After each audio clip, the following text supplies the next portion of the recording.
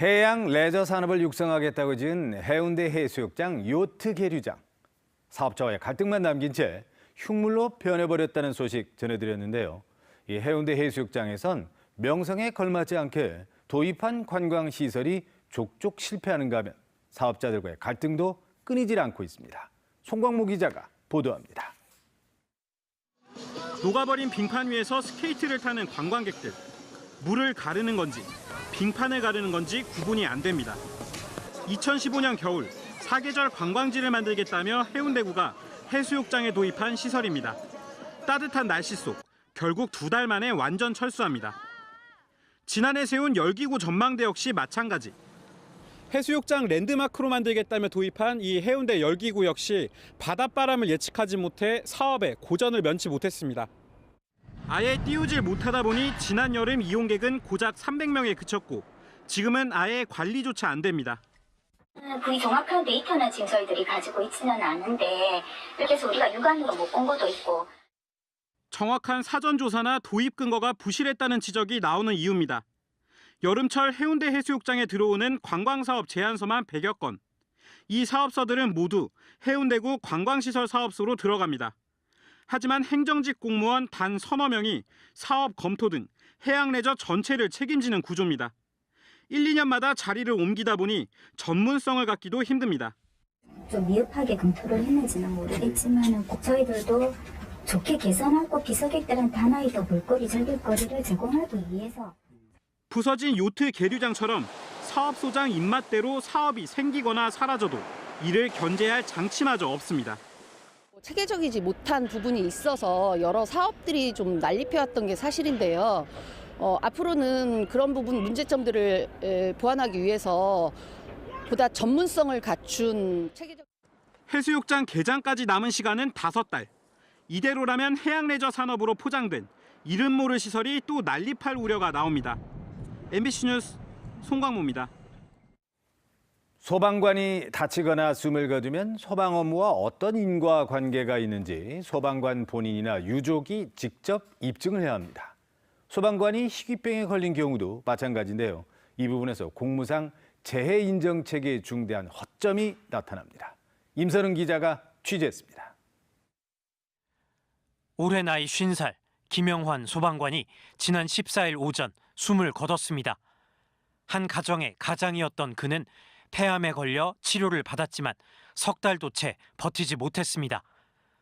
1991년 임관한 김 소방관은 화재 현장을 누비는 등 맡은 바 역할을 충실히 수행해왔습니다.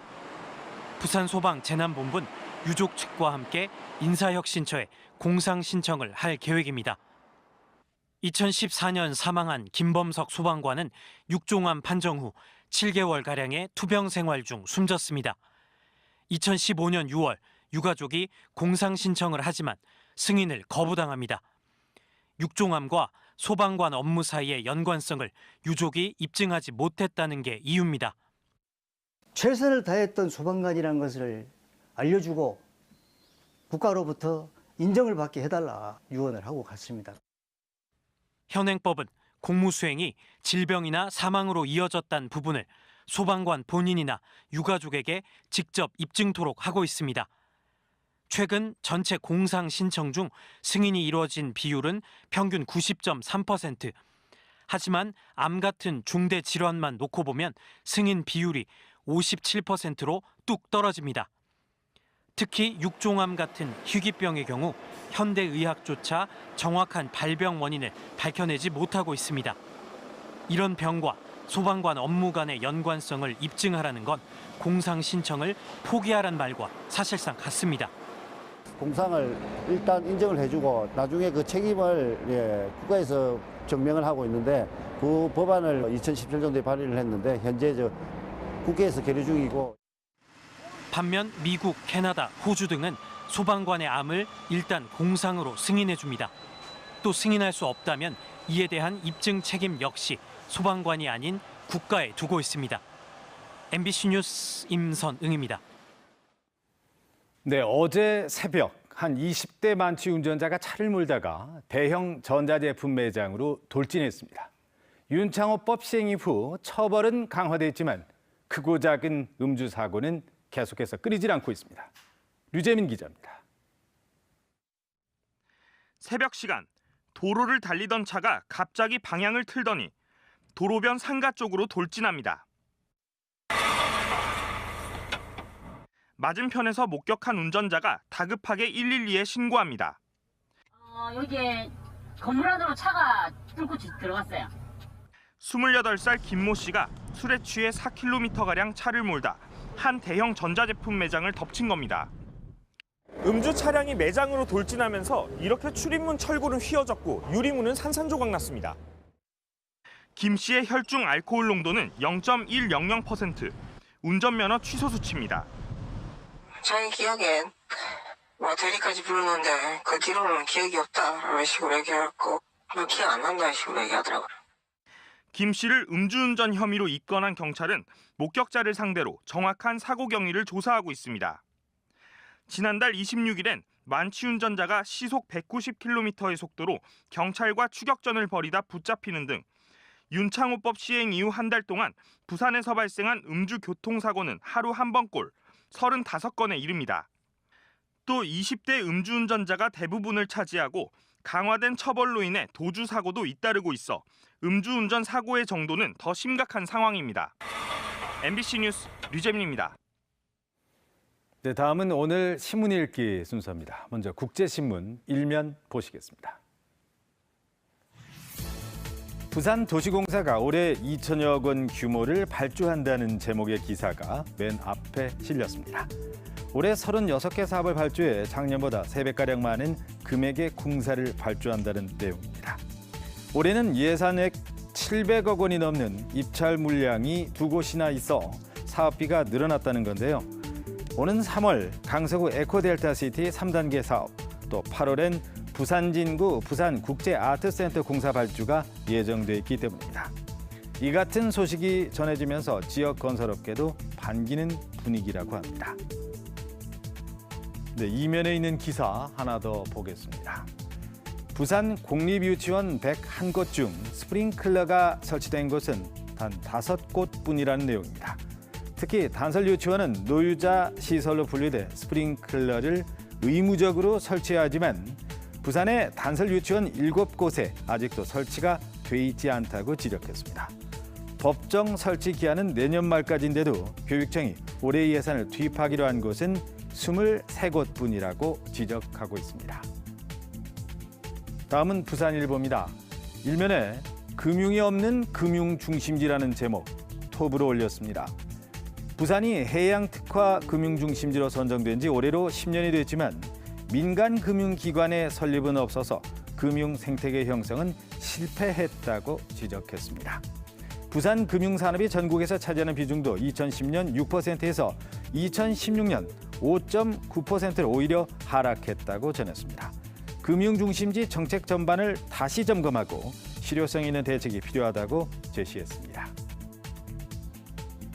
네, 이면에는 부산교통공사가 취임식 대신 새벽 대바람 안전점검을 했다는 제목 올라와 있습니다. 부산교통공사 이종국 신임 사장이 취임 당일인 어제 새벽 0시 40분 노포 차량 사업소에서 도시철도 안전점검으로 취임식을 가졌다는 내용인데요. 안전은 도시철도의 최우선 가치라며 안전 강화 경영을 펼치겠다는 소감도 함께 전했습니다. 지금까지 오늘 신문 읽기였습니다. 오늘도 한파나 미세먼지 걱정 없이 활동하기 좋은 하루가 되겠습니다. 부산의 아침 기온은 어제보다 3도가량 높은 1도 안팎에서 출발하고 있고요. 한낮 기온은 11도까지 올라 온화하겠습니다. 위성 영상입니다. 전국이 대체로 맑은 가운데 부산과 영남 지역은 미세먼지 농도도 보통 수준을 유지하겠는데요. 다만 서울 등 서쪽 일부 지역에서는 잠시 주춤했던 미세먼지가 다시 고개를 들겠습니다. 대기 정체와 함께 늦은 오후부터는 중국발 스모그까지 유입되겠는데요. 따라서 주말에는 부산의 대기질도 탁해질 것으로 보입니다. 야외 활동 시 각별히 주의하셔야겠습니다. 기온은 낮 최고 12도까지 올라 포근하겠고요. 다만 저녁부터는 차차 흐려져 일요일 아침까지 비가 조금 내리겠습니다. 경남 지역의 아침 기온은 어제보다 1, 2도가량 높습니다. 양산 0도, 울산은 영하 1도에서 출발하고 있고요. 낮 기온은 대부분 지역에서 10도 안팎까지 올라 어제보다 3, 4도가량 높겠습니다. 오늘까지 동해남부 먼바다에는 강한 바람이 불겠고요. 물결은 최고 2.5m까지 비교적 높게 일겠습니다. 일요일에 비가 내린 뒤 찬바람이 불어 월요일 아침 기온이 영하 2도까지 떨어지겠습니다. 이후 당분간 대체로 맑은 가운데 기온은 예년 수준을 웃돌 것으로 예상됩니다. 날씨였습니다.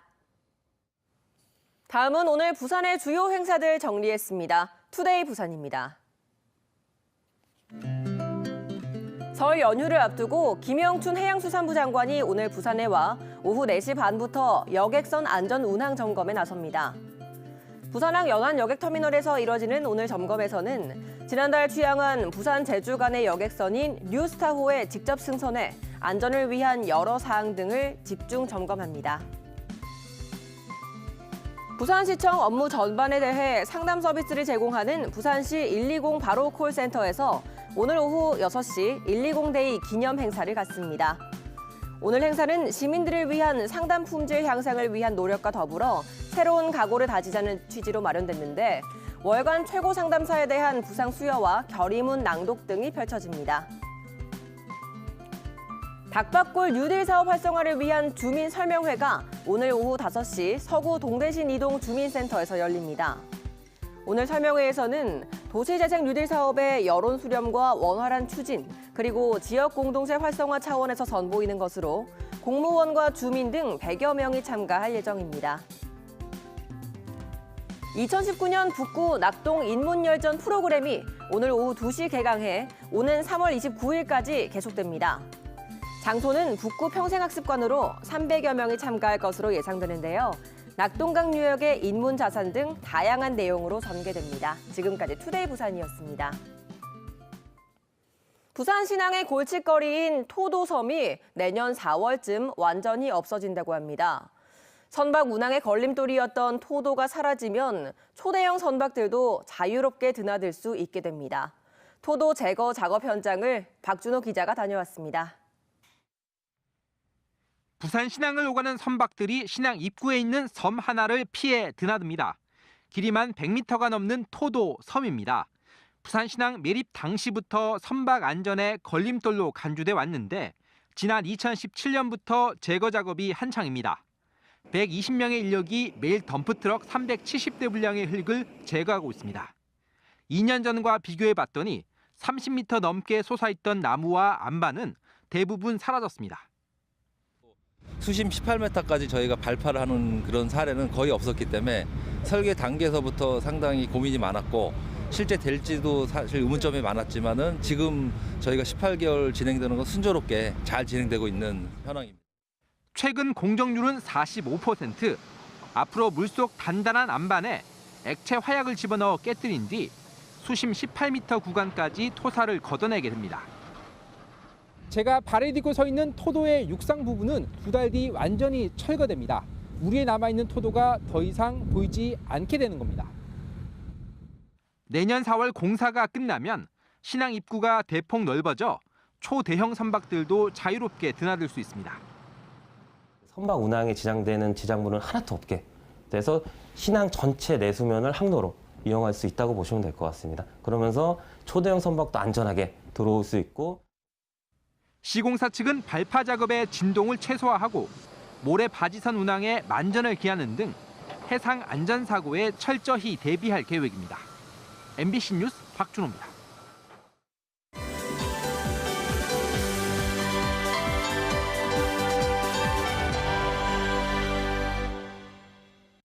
매주 금요일 아침 한 주간 부산의 SNS 이슈 살펴보겠습니다. 부산 공감의 공감제기 송군과 함께합니다. 안녕하십니까? 네, 안녕하십니까? 공감제기 송군입니다. 네, 바로 만나볼게요. 첫 번째 키워드. 버킷리스트입니다. 새해가 되면은 늘 언급이 되죠. 네, 맞습니다. 부산 시민들의 버킷리스트가 또 하나 생겼는데요. 네. 바로 영도 흰여울 해안터널 가보기입니다. 흰여울 마을 하면은 영화 변호인에 소개가 되면서 네네. 좀 많이 유명해졌는데 터널이 생겼나 보네요. 네, 김철훈 영도구청장이 지난해 26일에 터널이 개통되었다면서 소식을 알렸는데요. 예, 포토그래퍼의 멋진 사진과 함께 소개를 하였습니다. 네. 1,500개가 넘는 댓글이 달렸어요. 반응이 정말 뜨겁습니다. 사진 보시면요, 아마 다들 가보고 싶다 이런 생각하실 것 같은데요. 네티즌들 역시 저와 같은 생각을 하셨네요. 네, 맞습니다. 다들 뭐 여기 가보자 이런 댓글이 제일 많았고요. 갔던 곳인데 또 가봐야지라는 댓글이 있었고 또 해질 때 가면 정말 예쁩니다라는 댓글이 있었습니다. 또 마지막으로는 이제 자기야 여기도 적어볼까 이러면서 꼭 가보겠다는 의미를 뭐 적으시겠다는 의미로 표현하신 댓글도 있었네요. 네, 최근 부산시가 걷기 좋은 도시, 사람 중심 보행도시 부산 원년 선포를 이곳에서 진행하기도 했더라고요. 네, 맞습니다. 안 그래도 요즘 영도가 문화와 예술로 핫해지고 있거든요. 부산 시민뿐만 아니라 여행자들한테도 영도가 버킷리스트로 올라가지 않을까 싶습니다. 네, 계속해서 두 번째 키워드 만나보겠습니다. 남다른 클래스인데요. 또 뭐 새로운 게 있나 봐요? 또 어마어마한 게 생겼는데 혹시 퐁퐁장이라고 아시죠? 알죠. 제가 퐁퐁장의 신이었습니다. 트램폴린 말씀하시는 거죠? 네, 맞습니다. 어렸을 적이라면 누구나 한 번쯤 가봤을 그 트램폴린장인데요. 국내 최대의 트램폴린 시설이 부산 남구에 생겼습니다. 사진으로만 봐도 규모가 정말 크거든요. 네, 무려 뭐 400평이 넘는 규모니까 엄청나게 크고요. 트램폴린만 있는 게 아니라 뭐 하늘 오르기, 그다음에 뭐 클라이밍, 체력 측정 가능한 시설도 있어서 뭐 어린이 단체뿐만 아니라 성인들도 지금 많이 찾고 있습니다. 그러게요. 어릴 때 그 추억을 생각하시는 분들 많을 것 같은데요. 네티즌 반응 어떻습니까? 뭐 똑같습니다. 뭐 어릴 때 기억 소환한다. 퐁퐁장 모르는 사람 있나 이런 댓글 있었고요. 같이 갈 친구들 구합니다라는 댓글. 그리고 나 방방 좋아해라고 있었는데요. 맞아요. 이게 지역에 따라서 명칭이 달랐거든요. 맞습니다. 어릴 때 타던 퐁퐁인데 천안에 가보니까 퐁퐁이라 부르는 사람이 없었습니다라는 댓글도 있었습니다. 오늘 제 버킷리스트에 저거 추가하겠습니다. 자, 계속해서 세 번째 키워드 만나볼게요. 초등학생은 무료. 뭐가 무료입니까? 네, 다가올 6월부터 그 어린이들의 대중교통 요금이 전면 무료가 된다는 소식인데요. 네, 맞습니다. 뉴스를 통해서도 많이 보도가 됐습니다. 이게요, 버스뿐만 아니라 마을버스, 지하철, 뭐 경전철, 동해선까지 모든 대중교통이 대상이거든요. 네, 맞습니다. 부산시가 대중교통 이용 활성화를 위해서 이 방안을 이제 추진하고 있는데요. 뭐 최근 뭐 극심한 미세먼지 관련해서도 뭐 좋은 대안이라는 평가도 받고 있고요. 반응이 궁금해요. 반응 어떻습니까? 일단 뭐 부산 클래스다 라면서 자랑하시는 분도 있었고요. 그 많은 초딩들 PC방은 오지 말지라는 댓글도 있었습니다. 네, 그렇군요. 네, 그리고 마지막으로 부산은 베타 테스터 같은 느낌이다. 무인 열차 시행도 그렇고 부산에서 하고 나서 잘 되면 또 서울로 가는 거 아닌가 이런 댓글도 있었네요. 이게 취지가 좋잖아요. 잘 진행이 되기를 바라보겠습니다. 자, 오늘 금요일 아침인데요. 세 가지 키워드까지 다 만나봤습니다. 부산공감의 공감지기 송군과 함께했습니다. 고맙습니다. 감사합니다.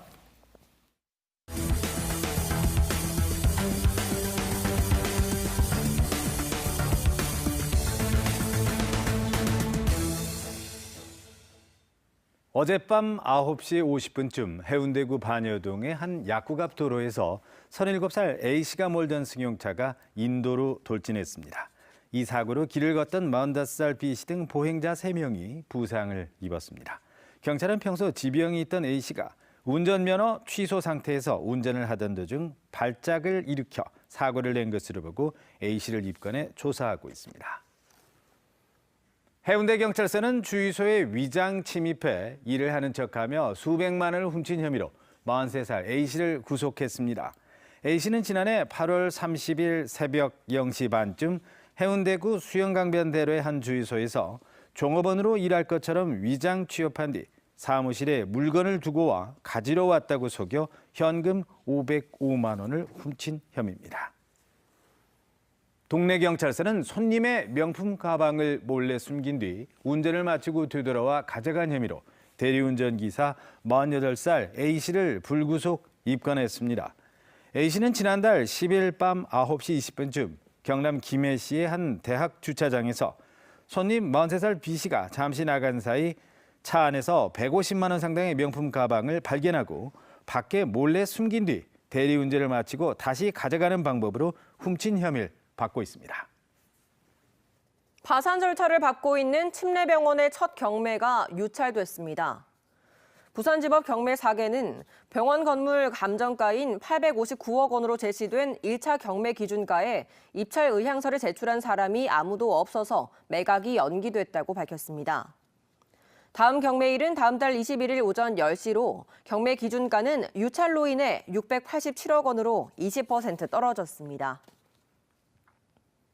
부산지법 서부지원 형사 1부는 선거 공보물 등의 해외 대학 학력을 기재하면서 수학 기간을 빼고 학교 명만 적은 혐의로 기소된 김태석 사구청장에게 벌금 30만 원을 선고했습니다.